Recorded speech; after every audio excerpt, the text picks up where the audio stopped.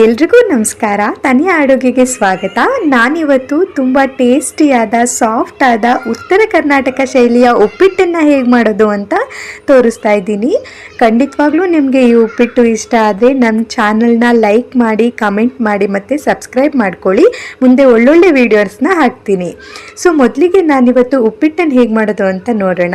ಮೊದಲಿಗೆ ಒಂದು ಪ್ಯಾನ್ ಮೇಲೆ ಬಾಣಲಿ ಇಟ್ಟು, ಬಾಣಲಿ ನೀಟಾಗಿ ಬಿಸಿಯಾಗಿ ಆದಮೇಲೆ ನಾವು ಒಂದು ಲೋಟದಷ್ಟು ಮೀಡಿಯಮ್ ರವೆನ ತಗೊತಾ ಇದ್ದೀನಿ. ಅದನ್ನು ಹಾಕಿ ಒಂದು ಬ್ರೌನ್ ಕಲರ್ ಒಂದಷ್ಟು ಬೆಚ್ಚಗೆ ಆಗೋವರೆಗೂ ಹುರ್ಕೋತಾ ಇದ್ದೀನಿ.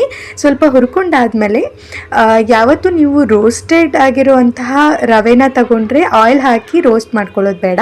ನಾನಿಲ್ಲಿ ರೋಸ್ಟೆಡ್ ಇಲ್ಲದೆ ಇರುವಂಥ ರವೆ ತಗೊಂಡಿದ್ದೆ. ಅದಕ್ಕೆ ಒಂದು 3 ಟೇಬಲ್ ಸ್ಪೂನಷ್ಟು ಆಯಿಲ್ನ ಹಾಕಿ ರೋಸ್ಟ್ ಮಾಡ್ಕೋತಾ ಇದ್ದೀನಿ. ನೀವು ನೋಡ್ತಾ ಇರ್ಬೋದು ಎಷ್ಟು ಚೆನ್ನಾಗಿ ರೋಸ್ಟ್ ಆಗುತ್ತೆ. ಬಿಕಾಸ್ ನೀವು ಜಾಸ್ತಿ ಆಯಿಲ್ ಹಾಕಿ ರೋಸ್ಟ್ ಮಾಡೋದ್ರಿಂದ ಉದ್ರಾಗಿ ಉಪ್ಪಿಟ್ಟು ತುಂಬ ಚೆನ್ನಾಗಿ ಬರುತ್ತೆ, ಗಟ್ಟಿ ಇಲ್ಲದೆ. ನೋಡ್ತಾ ಇರ್ಬೋದು ಚೆನ್ನಾಗಿ ಇವಾಗ ರೋಸ್ಟ್ ಆಗಿದೆ.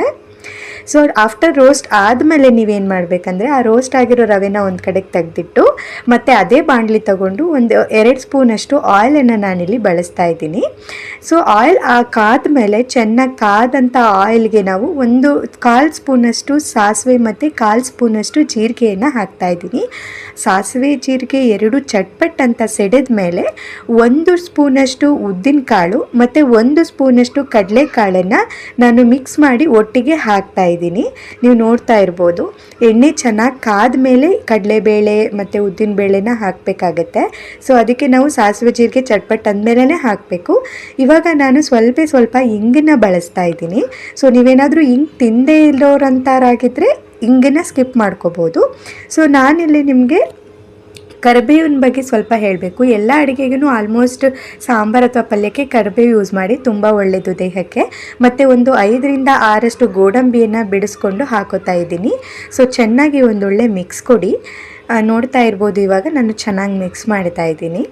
ಸೊ ಇವೆರಡೂ ಚೆನ್ನಾಗಿ ಮಿಕ್ಸ್ ಮಾಡಾದಮೇಲೆ ಒಂದು 2ರಿಂದ 3 ಮೆಣಸಿಕಾಯಿನ ಉದ್ದುದ್ದಕ್ಕೆ ಹೆಚ್ಕೊಂಡಿರುವಂಥ ಮೆಣಸಿಕಾಯಿನ, ಹಸಿ ಮೆಣಸಿನ್ಕಾಯಿನ ಹಾಕೋತಾ ಇದ್ದೀನಿ. ನೀಟಾಗಿ ಮಿಕ್ಸ್ ಕೊಡ್ತಾ ಇದ್ದೀನಿ ಹಸಿಮೆಣ್ಸಿಕಾಯಿ ಹಾಕೊಂಡ್ಮೇಲೆ. ಅದಾದಮೇಲೆ ನಾನಿಲ್ಲಿ ಒಂದು 2 ಈರುಳ್ಳಿಯನ್ನು ಮೀಡಿಯಮ್ ಸೈಜಲ್ಲಿ ಹೆಚ್ಚಿಟ್ಕೊಂಡಿರುವಂಥ ಈರುಳ್ಳಿಯನ್ನು ಹಾಕ್ಕೊಂಡು ಚೆನ್ನಾಗಿ ಬಾಡಿಸ್ಕೊತಾ ಇದ್ದೀನಿ. ನಂತರ ತುಂಬ ಚಿಕ್ಕದಾಗಿ ಹೆಚ್ಚಿರುವಂಥ ಟೊಮ್ಯಾಟೋನ ಹಾಕ್ಕೊಂಡು ಬಾಡಿಸ್ಕೋಬೇಕಾಗತ್ತೆ. ಟೊಮ್ಯಾಟೊ ಹಾಕಿದ ಮೇಲೆ ಜಾಸ್ತಿ ಬಾಡಿಸ್ಕೋಬೇಕಂತೇನಿಲ್ಲ, ಸಾಫ್ಟಾಗಿ ಅದು ಬೇಗ ಬೇಯುತ್ತೆ. ಒಂದು ಸ್ವಲ್ಪ ಹೊತ್ತು ಬಾಡಿಸ್ಕೊಂಡ್ರೆ ಸಾಕು. ನಂತರ ನಾನು ಏನು ಇಂಗ್ರೀಡಿಯೆಂಟ್ಸ್ ಎಲ್ಲ ಹಾಕಿದ್ದೀನಿ ಚೆನ್ನಾಗಿ ಬೇಯೋದಕ್ಕೆ ರುಚಿಗೆ ತಕ್ಕಷ್ಟು ಉಪ್ಪನ್ನು ಹಾಕ್ತಾಯಿದ್ದೀನಿ. ನೀವು ನೋಡ್ತಾ ಇರ್ಬೋದು ಉಪ್ಪನ್ನು ಹಾಕಿ ಒಂದು ಮಿಕ್ಸ್ ಕೊಡಬೇಕಾಗತ್ತೆ. ಸೊ ನಾನಿವಾಗ ಯಾವ ಲೋಟದಲ್ಲಿ ನಾನು ಮೀಡಿಯಮ್ ರವೆನ ತಗೊಂಡಿದ್ದೆ ಅದೇ ಲೋಟದಲ್ಲಿ 2/4 ನೀರನ್ನು ನಾನಿಲ್ಲಿ ಹಾಕೋತಾ ಇದ್ದೀನಿ. ನೀವು ಯಾವಾಗಲೂ ಉಪ್ಪಿಟ್ಟು ಮಾಡುವಂಥ ಟೈಮಲ್ಲಿ 1 ಲೋಟ ರವೆ ತಗೊಂಡ್ರೆ 2/4 ನೀರು ಬೇಕಾಗತ್ತೆ. ನೀವು 3 ಲೋಟ ನೀರು ಕೂಡ ಹಾಕೋಬೋದು. ತುಂಬ ತೆಳುವಾಗಿ ತಿಂತೀನಿ ಅಂತ ಇಷ್ಟಪಡೋರು 3 ಲೋಟ ಹಾಕೋಬೋದು. ನಮ್ಮನೇಲಿ ಸ್ವಲ್ಪ ಜಾಸ್ತಿ ತೆಳು ಬೇಡ, ಮೀಡಿಯಮ್ ಆಗಿರಲಿ, ಅದಕ್ಕೋಸ್ಕರ ಹಾಕಿ ಚೆನ್ನಾಗಿ ತಿರುವಿ ಇವಾಗ ಲಿಡ್ ಕ್ಲೋಸ್ ಮಾಡಿದ್ದೀನಿ.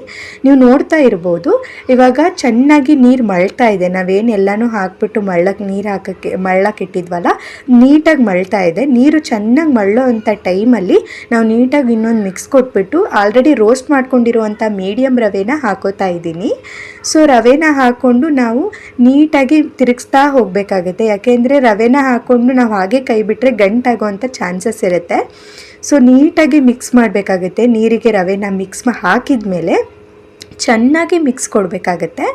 ಸೊ ಫಸ್ಟಿಗೆ ಅದು ಗಂಟಾಗಿರೋ ಥರ ನಿಮಗೆ ಫೀಲ್ ಆಗುತ್ತೆ, ಎಲ್ಲ ಕಾಣಿಸುತ್ತೆ. ಬಟ್ ನೀಟಾಗಿ ಮಿಕ್ಸ್ ಕೊಟ್ರಿ ಅಂದರೆ ತುಂಬ ಚೆನ್ನಾಗಿ ಉಪ್ಪಿಟ್ಟು ಬರುತ್ತೆ. ನೀವು ನೋಡ್ತಾ ಇರ್ಬೋದು ನಾನು ಚೆನ್ನಾಗಿ ಮಿಕ್ಸ್ ಕೊಡ್ತಾ ಇದ್ದೀನಿ. ಉಪ್ಪಿಟ್ಟು ಮಾಡೋದ್ರಲ್ಲಿ ನೀಟಾಗಿ ತಿರುವುದು ತುಂಬ ಇಂಪಾರ್ಟೆಂಟ್ ಆಗುತ್ತೆ. ನೀಟಾಗಿ ತಿರುಗಬೇಕಾಗತ್ತೆ. ಅದು ರವೆನ ನೀರಿಗೆ ಹಾಕಿದ ಮೇಲೆ ಚೆನ್ನಾಗಿ ತಿರ್ಕೊಂಡ್ರೆ, ಮಿಕ್ಸ್ ಕೊಟ್ಟರೆ ಉಪ್ಪಿಟ್ಟು ಯಾವುದೇ ಥರ ಗಂಟಾಗಲಿ ಗಟ್ಟಿಯಾಗಲಿ ಬರೋದಿಲ್ಲ. ತುಂಬ ಸಾಫ್ಟಾಗಿ ಟೇಸ್ಟಿಯಾಗಿ ಬರುತ್ತೆ. ನೀವು ನೋಡ್ತಾ ಇರ್ಬೋದು ಚೆನ್ನಾಗಿ ಮಿಕ್ಸ್ ಕೊಡ್ತಾ ಇದ್ದೀನಿ. ಇವಾಗ ಸ್ವಲ್ಪ ಹೊತ್ತು ಆದಮೇಲೆ ಎಲ್ಲ ಮೀಡಿಯಮ್ ಫ್ಲೇಮಲ್ಲಿ ಇಟ್ಕೊಂಡೇ ಮಾಡಬೇಕು. ಸ್ವಲ್ಪ ಹೊತ್ತು ಆದಮೇಲೆ ನಾನು ಕೊತ್ತಂಬರಿ ಸೊಪ್ಪನ್ನು ಹಾಕ್ಕೊಂಡು ನೀಟಾಗಿ ಮಿಕ್ಸ್ ಮಾಡ್ತಾಯಿದ್ದೀನಿ. ನೀವು ನೋಡ್ತಾ ಇರ್ಬೋದು ಮೀಡಿಯಮ್ ಫ್ಲೇಮಲ್ಲೇ ಇಟ್ಕೊಳ್ಳಿ ಈ ಥರ ಮಿಕ್ಸ್ ಕೊಡೋ ಅಂಥ ಟೈಮಲ್ಲಿ. ಸೊ ನಾನಿವಾಗ ನೀಟಾಗಿ ಮಿಕ್ಸ್ ಕೊಟ್ಟು ಆದಮೇಲೆ ಅದನ್ನು ನಾನು ಒಂದು ಸ್ವಲ್ಪ ಹೊತ್ತು ಲಿಡ್ ಕ್ಲೋಸ್ ಮಾಡಿ ಮೀಡಿಯಮ್ ಫ್ಲೇಮಲ್ಲೇ ಬಿಡ್ತಾಯಿದ್ದೀನಿ. ಸೊ ನೀವು ನೋಡ್ಬೋದು ಇವಾಗ ಉಪ್ಪಿಟ್ಟು ತುಂಬ ಚೆನ್ನಾಗಿ ರೆಡಿಯಾಗಿದೆ, ಸಾಫ್ಟಾಗಿ ಟೇಸ್ಟಿಯಾಗಿ. ಖಂಡಿತವಾಗ್ಲೂ ರುಚಿ ಮಾಡಿ ನೋಡಿ, ತುಂಬ ಟೇಸ್ಟಾಗಿ ಬರುತ್ತೆ. ಇವಾಗ ಇಷ್ಟ ಆದರೆ ನಮ್ಮ ಚಾನಲ್ನ ಸಬ್ಸ್ಕ್ರೈಬ್ ಮಾಡ್ಕೊಳ್ಳಿ. Thank you.